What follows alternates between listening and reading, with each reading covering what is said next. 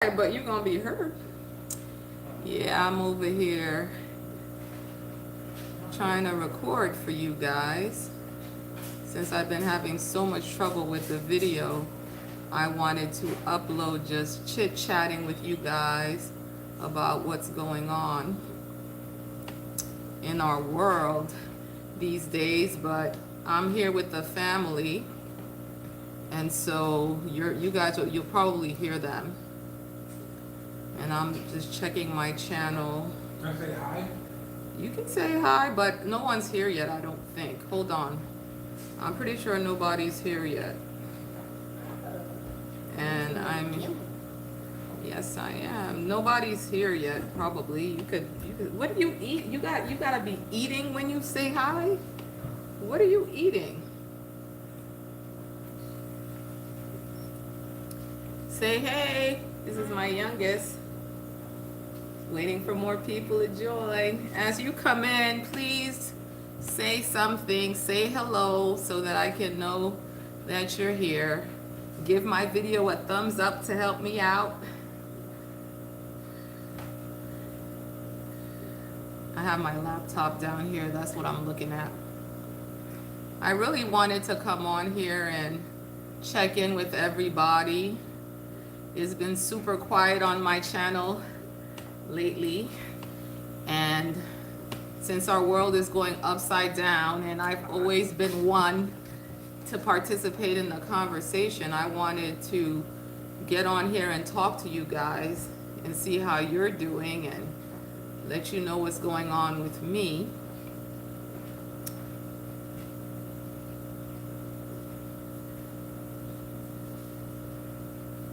It's right around dinner time right now, so you guys might hear the family in the background, and if they want to come in and say hey, they're always welcome. But whatever y'all don't want people to know or hear, you might not want to just be shouting stuff. They can hear you.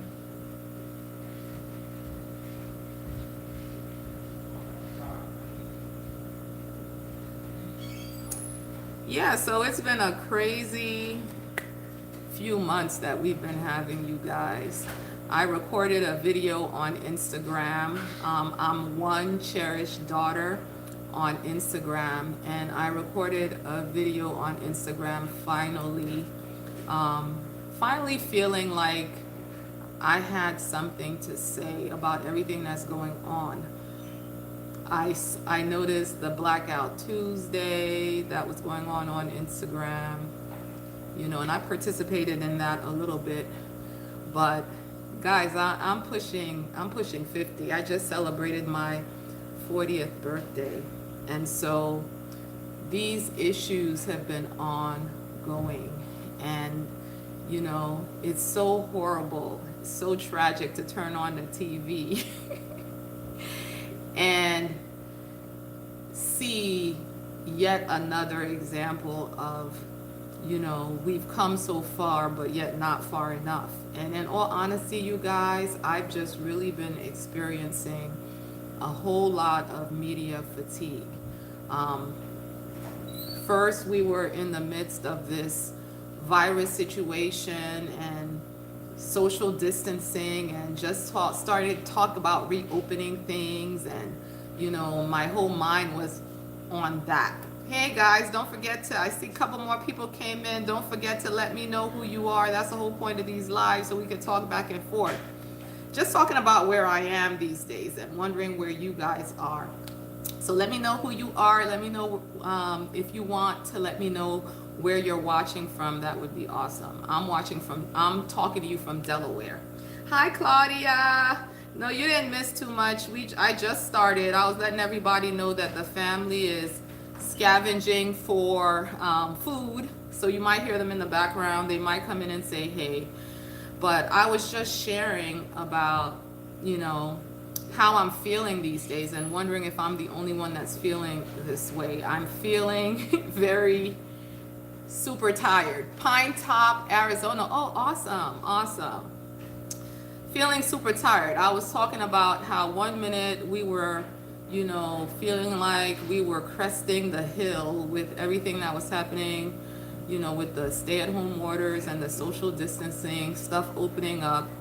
And then all of a sudden, it's like that social distancing thing was a non-issue because, everything that's been on the news with George Floyd and the social and the police brutality, and you know the more things change, the more things stay the same. And I haven't been sharing as much because I've been having what I'll call media fatigue. I shared a video on Instagram recently, finally feeling like I had something to say, because I really haven't had much to say, just paralyzed in horror really about what's going on.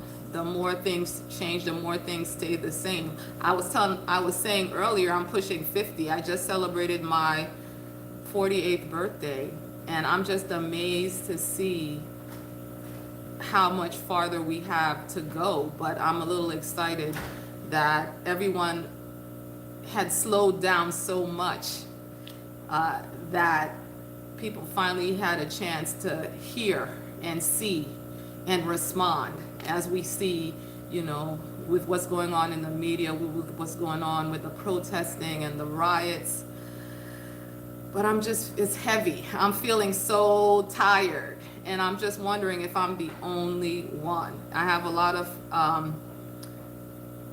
thank you, Nora. Thank you for the birthday wishes. I didn't even know how to feel that day. It's just been so crazy. It was a wonderful day. My family went all out, with trying to make me feel special. But it was also in the midst of all the rioting and, all the anger and the sadness, that even I was somewhat experiencing my own self. It was a mixed bag day. But thank you. But I'm just wondering if I'm the only one that's just feeling like, tired, just tired. Not tired enough to give up, but just tired of it all, tired of dealing with the same issues over and over. And I'm really hoping that this time we'll go beyond just rioting, and we'll go beyond just talking about it, and we'll do something. Something will actually happen.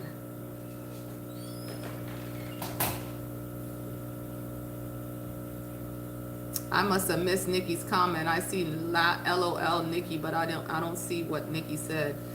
Claudia Lee says, exhausting, feeling drained. Like in my little community, I have to represent all people of color. Yes. I mean, I shared in that video I posted on Instagram TV. One cherished daughter on Instagram TV.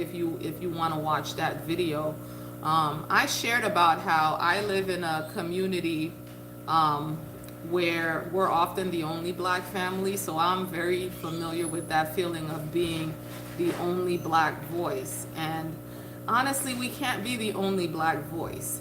I think that's part of the problem. The fact that in general we're perceived as a group all the time and judged as a group all the time, and not seen as individuals, and that's kind of perpetuating the problem. And so I keep trying to tell people, this is what I think, and this is how I feel, based on my personal background. Yes, I'm black. Yes, I grew up in the ghetto, but I'm of Caribbean descent, or Latin American descent. I'm from Haiti.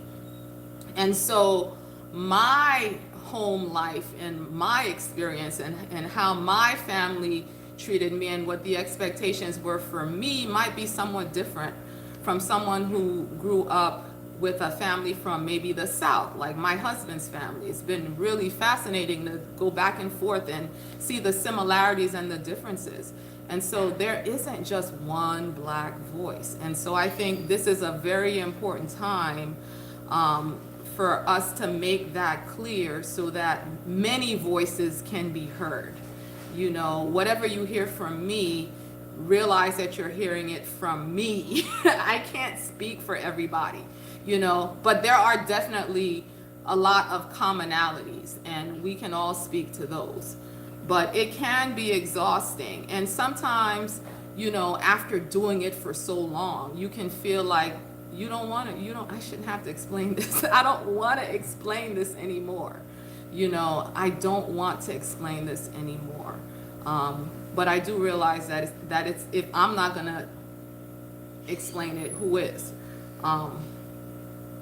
And trying to get over the feeling that this should be obvious. This should be obvious. I've had people ask, like, I had my daughter ask me if I could make any recommendations because people were asking her for stories or video recommendations or book recommendations to help them talk to their kids about race issues. And, you know, these were white people, but I've even had black people close to me ask me, you know, what do I say to my kids? You know, how do I talk to my kids? And in talking to my circle of friends, I came up with some recommendations for them. But honestly, for me, in real life, I've never had to use a book. I've never had to use a video. I mean, the thing was unfolding for us, you know, in real life. And in the Instagram TV video that I shared, I talked about how, you know, we've been stopped numerous times by the police. And more recently, like within the past couple of years, we were stopped. And the police didn't give any kind of explanation as to why he was stopping us. And my husband, you know, had a question, and he was extremely rude. And all of the kids were in the car. So that led to a conversation about, you know, that we didn't even start. The kids were like, what's going on? Why is he so rude, mommy? Why wouldn't he answer daddy's question? And you can just think, you know, depending on what my husband's response had been, you know, things could go well or things could go poorly. And I think we're always conditioned to try to have, you know, the least triggering response that we can possibly have, you know. And these friends that have asked, what do I tell my kids? What I tell my kids are, you know, go above and beyond to be as unthreatening as possible. And, you know, that in and of itself is an exhausting process. That's an exhausting process. But that's what I tell my kids, you know. My kids have friends who are not, you know, black like them. Sometimes they want to do certain things, and, you know, I tell them, I say, you know, just realize that when you do those things, you may not be perceived in the same way as your friends, you know. So it's everyday life. I don't really need a book, you know, to explain these things to my kids. Adesanya says, indeed, we don't have to use a book. Only a look at all of these. I don't know why my screen is freezing up. These cases as Trayvon, couldn't he just be held without killing him? Why does someone go against the advice to let Trayvon go? Tamir Rice, a kid playing in a park. I agree. Tell kids what we've been telling them. Yeah. I remember when the whole Trayvon thing happened. You know, my son was around, maybe not too much younger than him. And my response to that, if you look back, you know, a few years at my videos, I had my son, you know, put one of his hoodies up on his head and play a classical piece on the piano. You know what I'm saying? A hoodie is to keep a person warm. A hoodie doesn't identify you as a thug, you know, and a threat to society. You know, you out running, it's cold, it's raining, whatever, you might have a hoodie on. And you should be able to have a hoodie on without it necessarily having to represent that. But that's a stereotype. And I'm not saying the stereotypes are made out of thin air, But at the same time, if people are viewed as individuals, there's no reason for it to be that because a thug, had on a hoodie, that means any person of that same race wearing a hoodie is threatening. But that's what happens to us. Adesanya says Sandra Bland going to a new state for a job ended up dead. Yes, yes, yes. It's tragic. It's tragic. And I'm glad that we're talking, about these things, but I just really hope that it doesn't just end in a lot of talking. But, I guess it's a process. It's a process. But it's hard to get excited about it. Like I find that I'm having a hard time getting excited about it because I'm afraid that it's not gonna go as far as it needs to go. I think we're at the beginning of the process and we still have a long way to go. And in all honesty, I'm not sure how I should respond. I've been involved in protests before. And Robert says, this is how-to era. This is a how-to era. Look everything up online. That's not bad always, but it can be addicting and prevent thinking. Exactly. Exactly. And perhaps that's part of what I've been experiencing with all the COVID stuff. I've had to pace myself with the news, even turn the stuff off. As horrifying as it is, after you've turned the stuff off and then you turn it back on and something crazy happens. And you're like, oh my gosh, I can't believe this happened. I've only had it off overnight. You know what I'm saying? And something else crazy happened. But you turn the stuff off. I turn it off because I want to respond to what's happening based on what I think, not what the news is telling me to think. And sometimes it's easier for me to read the news as opposed to listen to these commentators because they can just never tell you the facts. They have to tell you the facts in a certain color, and so, but it's hard. It's hard. And too much thinking. We've been thinking and thinking and thinking and thinking and thinking and thinking for months now. And I'm just exhausted. I just feel paralyzed. But I see lots of people are participating in protests. In fact, there were protests that happened, over the past couple of days in my community. And so let's see. Let's see how it goes. And Robert says, I know I can get sucked into it sometimes too. We all can. We all can. And, in doing this video and opening the conversation on my channel, I'm just trying to do my part because I have a platform, and I've always commented in the past about what's going on, and so I don't want to stop now. I don't want to stop now if we can do it in a respectful way. But what do you guys think? Do you think real change is coming, or do you think people are just had nothing to do, and this is just something to do, and this is just some kind of a distraction, something to take our mind off of what's going on with this virus situation? Is it, are we putting ourselves in peril even? Because today I was listening to the news on the way to the store because I had to pick some things up.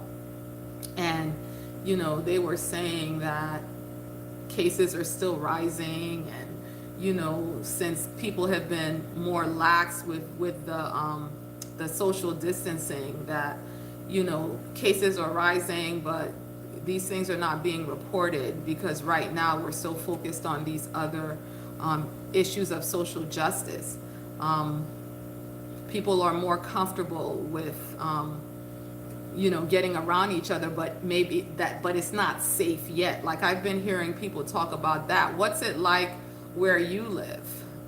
Do you have that sense that people are going back to business as usual? I know it's as crowded as anything in places like Walmart, Target.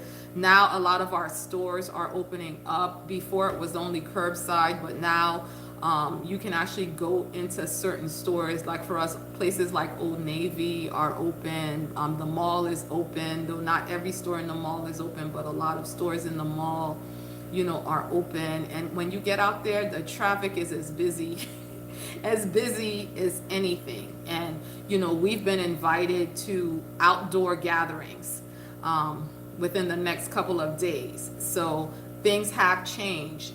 Do you think it's too much too soon, or do you think we're gonna be okay and that this is what we need to do? And or are you still staying home and playing it safe and seeing what's gonna happen next? I really wonder. We haven't really been able to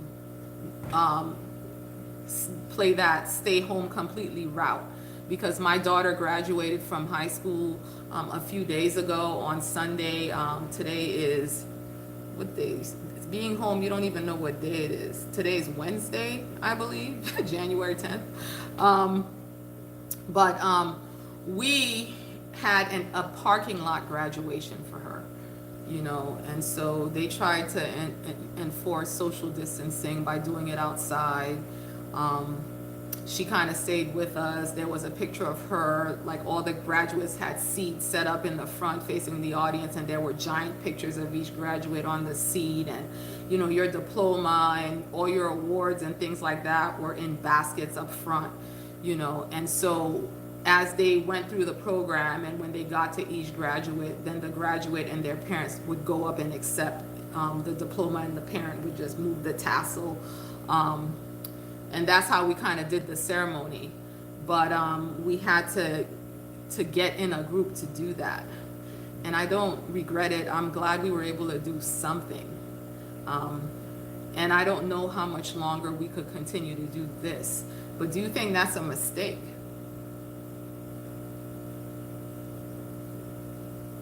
Do you think that's a mistake? Let me know, guys. Let me know in the chat. Adesanya said, I walked a short route through the park today here in Amsterdam and I regret it. All these joggers running right beside me. I really had no good feeling about it and was glad when I was out. Yeah, I really feel like the climate and the environment is very different. Like today when I was in the store, people were standing a lot closer to me when I was online trying to check out. I mean, really close, like before. I mean, they were wearing masks and things like that, but they were, no one was really trying to social distance. And so at this point, I don't know. Do you get the sense that the less people talk about it in the news, the more it feels like this is behind us and things are getting better because we're not talking about it as much? Is it true that things are getting better, or, or is it because we're not talking about it, we think things are getting better? I do know that things are getting better in the hospital. Like statistics can show, like my brother who works in New York was saying that they're having fewer and fewer clients. And Robert says, I told my friend, at this point, you do what you feel comfortable with. I went to a friend's house and she had guidelines like change your clothes and wash your hands. Yes. Yeah, I think that's pretty much where most people are, just doing what you feel comfortable with and trying to respect where everyone else is. And I think time will tell. Time will tell. I myself didn't feel as secure. To the best of my ability, I did all the mask wearing and hand washing that they were suggesting that you do. But when you're dealing with a contagion, I knew that I was going to mess up somewhere, somehow. So all my hope and my peace can't be in that, and so I did everything that I could do, but I placed my hope that, God was going to cover me, because I just didn't have any confidence that I was going to be able to do it perfectly. And in the beginning, I couldn't even find the proper cleaning products and the proper, hand sanitizer and wipes and things like that. I was working with, those fruity hand sanitizers from Bath and Body Works. That's all I had. Like by the time it became clear that it was important for me to have that stuff. There was none of that stuff on the shelves, and so I don't have a whole lot of confidence in the hand sanitizer from Bath and Body Works. You know what I'm saying? I've been that's what I had at the time, and as of late, I've been able to get, hand sanitizer in the stores again. Claudia Lee says, I'm the one who goes out to do the grocery shopping, put on my mask and the armor of God. That is right. And I'm leaning heavily on the armor of God, and my tiny bottle of that Bath and Body Works hand sanitizer. So yeah, but I do feel a change as far as people doing what they're supposed to do. Like, I can't tell you, how many times, I see people with the mask under their nose. And I don't know how the people that have to work with that thing on all day do it, because I feel after a while, I feel like, I'm suffocating in the mask. And Robert says, I also went to a birthday party with 10 people who did not wear masks and 2 people did. We were outside at a park, maybe at like grocery stores. Yes. Yeah. So, yeah, I guess it's the same in most places, but it's really hard to enforce it because, once you get into the store, there's no one enforcing it, and that's where you could really see where people are, because some people completely abandon it and they have the mask under their chin or their noses out completely. Or what about going to Starbucks? Like, I went to Starbucks the other day and I bought a nitro cold brew, and they serve it in those open cups. Okay, and the lady that handed it to me was not wearing gloves. She handed it to me with her naked hand. And so I thought that was interesting. Adesanya says, but I wonder about the danger of having the mask up for a long time. I agree. And Robert says, especially in Georgia, it's hot. I 100% agree. I've been wondering about that. I've been concerned about that for kids. I've been concerned about that for older people. I've been concerned about that for pregnant ladies, because I don't think it's all in my mind. After a while, I really feel like, I'm having a hard time breathing. And when we went to Home Depot to get our plants to plant outside, I had to stand on line outside with the mask on my face in the sun. And I felt like if I had to stand out there like that for 5 more minutes, I would have been lightheaded and headed toward, passing out, in the sun with that. And I've been wondering about that, if that might be, an issue for some people.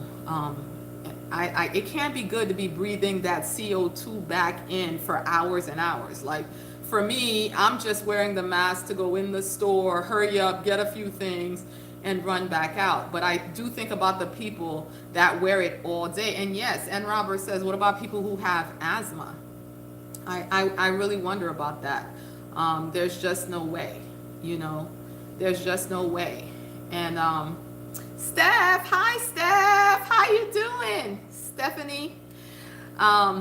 Yes, I wonder about that. And I think you have to be the own judge of how you're feeling. Like, if you're ever in a situation where you have the mask on and you feel like, you're having a hard time getting enough air, maybe you need to book it out of that place so that you could take the mask, off your face outside and get some air. And Roberts is saying to each his own at this time. Yes. But, and I hope some people are using wisdom. I don't want to get infected with the virus, but you could die the other way too. So if you're having a panic attack or you're having a hard time breathing, you might want to consider what's the lesser of the 2 evils and get yourself to safety. Glad you're doing well, Steph. Yeah, so, but some people are so afraid, I don't know if I don't think I shared the story here, Toward the beginning of this, I was online shopping at Trader Joe's for essentials, and there was a woman online, two people ahead of me. The person that was right ahead of me looked like she was had to be in her late 70s, early 80s. She was a much older woman, and she got really chatty on the line, and the information came out that where this Trader Joe's is located, it's at the it's where Delaware and Pennsylvania meet. And this woman lived in Pennsylvania. But because of where this Trader Joe's is, it makes sense that there's a lot of crossover. This woman has probably been shopping at Trader Joe's the whole time she's been living where she's living. But the woman that's my age, that's a couple of people ahead, caught the worst fit you wouldn't believe. She had her mask on, she had her gloves on, she had a bottle of hand sanitizer in her mouth, and she told that lady, our governor has said that if you don't live in Delaware, you don't need to be shopping here. And she was just going off on the woman. And the woman jumped back, at her. I was thinking to myself, okay, what can I say they're not talking to me, but how can I protect this old woman? Because you see these things on the news. You see these Walmart fights, even though we weren't at Walmart, but you see these fights on the news. And so I was like, how can I get in this conversation to protect this old woman? But the old woman was like, what, you want a piece of me? She could handle herself. She could defend herself, okay? But as I walked away from the situation, I realized that the younger woman was so upset with the older woman, when in fact she was more of a threat to the older woman than the older woman was to her. But because of her fear and her, her lack of having anything to really hold on to, because she shared about how she's an atheist and she's just depending on the science. It's kind of hard to depend only on the science, because the science changes as we get new information and more evidence, and sometimes that variability can feel very uncertain. And so that's part of the reason why this lady was so afraid and so triggered. Stephanie said the mask thing should be voluntary at this point. Too many people are being inconsistent. Exactly. And with that many people being inconsistent, it's really made me wonder how well it's working. And Robert says, yeah, this period has brought out the ugly in people. Super ugly, super ugly. And the younger woman was telling the old woman how, she's old. Why didn't she shop, for the early senior citizen hours? And the old woman told her, why are you assuming that just because I'm an older woman, I'm up early?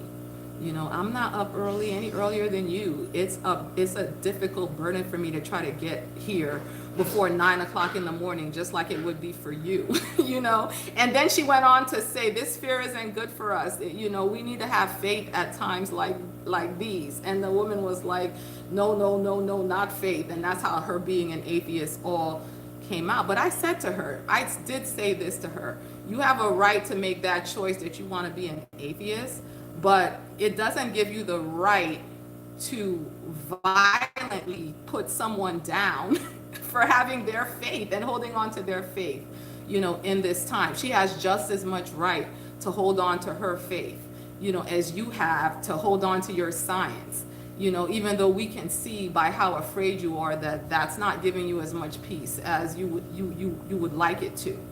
And yeah, I do agree that the mask thing should be, voluntary. But have you guys noticed that I've noticed that from time more often than not lately, when I've been going into the stores, the person that's usually at the front of the building checking to see that you have a mask before you go in hasn't been there. So I wonder if it's coming soon that they're going to make it just voluntary, because I know in some states it's voluntary. They're telling people it's a good thing to do, but no one's enforcing it. And so in those places, less than 50% of people are actually wearing their masks. What do you guys think about the moms that are putting the mask on their very young children. Like I see that a lot. I see really, really young children with masks on their faces, and I'm a little concerned about that. You know, how they're breathing with that. I'm really concerned about that because I think the guidelines say that, you know, if you're 10 and under, you don't have to wear a mask. But I would imagine as a mom, some of those moms feel like if it's dangerous for me to be out there without a mask, I want to make sure my kid's face is covered too. Um, and Robert says, I don't think it is in Georgia. Stephanie Dunham says that seems risky. Yeah, I think it's super risky. I mean, my kids are a lot older, but in general, I try not to go to the store with them. I know that's not always possible. You know, I know when my kids were younger, I did everything with them. Yeah, and Robert says not the best idea, and Stephanie says that seems risky. Yeah, like, but I remember having to do everything with my kids because my husband would be at work. You know, we live in a state without extended family, and my friends have their own kids, and so I'd be doing everything with my kids. Go grocery shopping with them, go to the doctor's appointments with them. They were just always with me. So I understand that it's not always possible to leave your kids home, but I feel for those moms. Adesanya says, I think it's a danger to do that to young children for a long time as their brains are still developing. I know, it's true. It's true. It's true. And I wonder how kids are feeling. Like all of the sudden, like the really young kids, everyone has these things on their faces. I know I've listened to different news programs over the radio where they were suggesting that people need to be having conversations with kids about what's going on and why people are wearing masks and not to be afraid. And you know, it's a lot. It's a lot, you know. But Emma Austin says, hey sis, just popping on. I found your channel through your fasting videos. Hey, yes, good. I'm glad. I'm from NZ. Is that New Zealand? So for us, we no longer have any live or active cases. We are 100% COVID free now. Wow, that's awesome. That is awesome. And aren't you guys headed into your cold season? Have you seen any different? You're saying you're 100% COVID free. So even though the weather changed and you moved from summer to fall, you haven't seen any rise in cases yet. That's encouraging. And Robert says their noses and their mouths are tinier than ours. Yup. Yup. Emma Austin says, yup. Wow. Well, that's encouraging. You know, I'm sorry you guys had to experience it first, but those of us, you know, who are wondering how the seasons will affect the virus, it's encouraging to hear that things are going well in New Zealand. Claudia Lee said, I heard about New Zealand, so exciting. And Robert says, imagine putting on a mask on a pug dog. Would that be next, you guys? People putting it on their pets? Emma Austin says, yep, it's winter now. We went into intense lockdown as soon as it came into our country. I think our total cases was 1,200, give or take a bit. Wow, you guys have really few cases. New York supersedes you guys by far. They're trying to open up New York, but part of the issue with New York is the subway and the public transportation. You know, a lot of people have cars, but it would be impossible for everyone living in that city to navigate, go back and forth to work and do what they need to do if everyone's driving a car. It would just be impossible. You know, the public transportation system is extremely necessary. And so they've been worried about that. And Robert says, not trying to equate children to pups, I know, but their noses. Yeah, I get it, and Robert. Yeah. Wow, Emma, that's really, really encouraging. That's really, really encouraging to hear that things are going so well in New Zealand. Wow. But I wonder how if our situation would be different just because we had so many more cases. I really don't fully understand all of the science behind everything. But just the same, I've taken measures to homeschool at home on my own so that I can have more control about what's going on in my house. I recently released a video about that, about how we're going to be changing homeschooling so that, you know, I'm fully in control and can roll with whatever comes in the fall. Okay, you guys. So I just wanted to check in on where everybody is with everything that's going on socially, and you know, with the riots and the protesting, and you know, at the beginning of this live we talked about just, you know, experiencing fatigue, and you know, how do you balance that feeling of media fatigue with, you know, doing your part and being vocal and hopeful and hopefully moving things forward in the conversation about social justice these days. Stephanie says, we're hanging in tough, everybody's okay. I'm glad, Stephanie. Claudia Lee says, one positive is we got a lot of homeschooling done. That's right. That's right. Claudia Lee says, praying for our nation to heal. Yes, yes. Me too. It's been interesting. Like, I've been in some circles where it's been super awkward, you know, and it's funny because, you know, at those times when I've been unplugged, I didn't always necessarily put two and two together that I was getting awkwardness from some of my white friends and some of my white acquaintances. I was getting all of that awkwardness because of everything that's going on.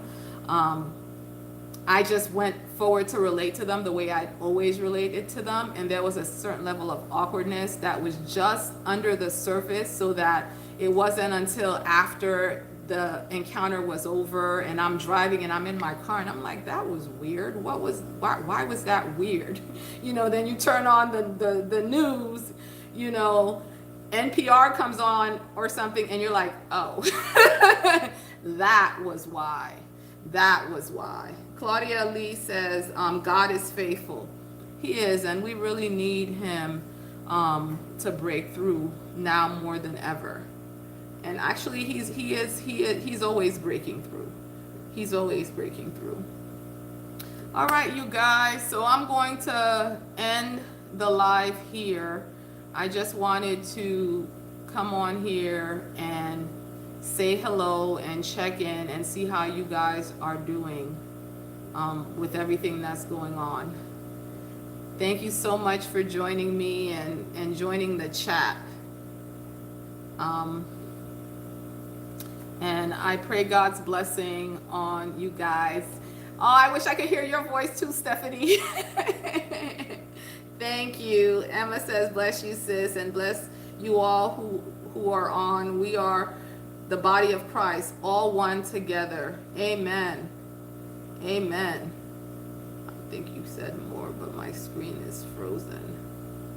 Yes, we are. And I think sometimes we forget that. All one together in him. And I think sometimes we forget that we are one, you know. You know, even as we're in our individual worship circles and church groups and clusters, we are still one. Okay, Claudia says, thank you for this. Love you too. N. Roberts says, thank you. What does TTYL stand for? My kids know all this. Oh, talk to you later. My daughter, come here. My youngest had to translate for her old mama. Say hey, say bye. Bye. It means talk to you later. Yeah. So I'll talk to you guys later. Be blessed.